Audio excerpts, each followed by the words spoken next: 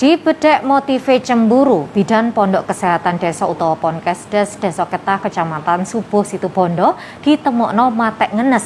Korban matek nang ndukure kasure. Nang mayite korban ono capete tekaan nang gulune kemis isu utuk-utuk mau. Lah pelaku Rajapati iku gak liya bojone dhewe.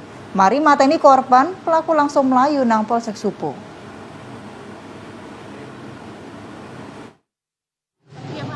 Unit Inafis Polres Situbondo langsung gelar identifikasi mbare olah TKP nanggon kedadian Rajapati kantor UPTD Puskesmas Subuh Desa Ketah Kecamatan Subuh.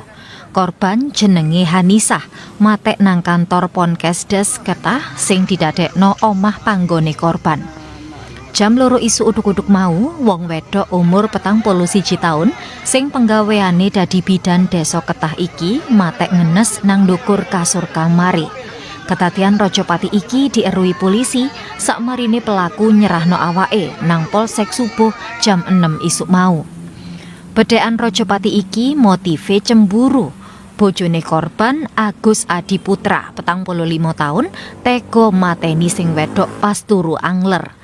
Pelaku mateni korban ambek cara nekek gulune nganggo tangane dhewe.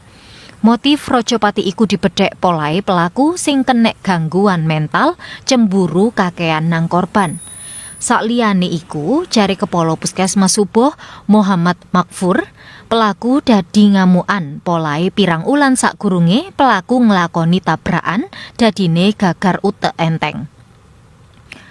Perkara Rajapati bidan desa iki dijupuk unit Satreskrim Polres Situbondo. Lagain jeroni motif Rajapati iki, pelaku langsung diglendeng nang ruang penyidik unit loro Reskrim Polres Situbondo gawe diselidiki perkoroe. Kapolres Situbondo AKBP Andi Sanjaya ngomong, pihake yo ape nakoki loro seksi teko bedekan perkara Rajapati iki. Mayite bidan Hanisah wis digawa nang kamar mayit Rumah Sakit Umum Abdurrahim gawe diotopsi.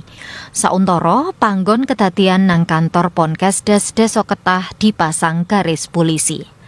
Andi Nurholis, CTV.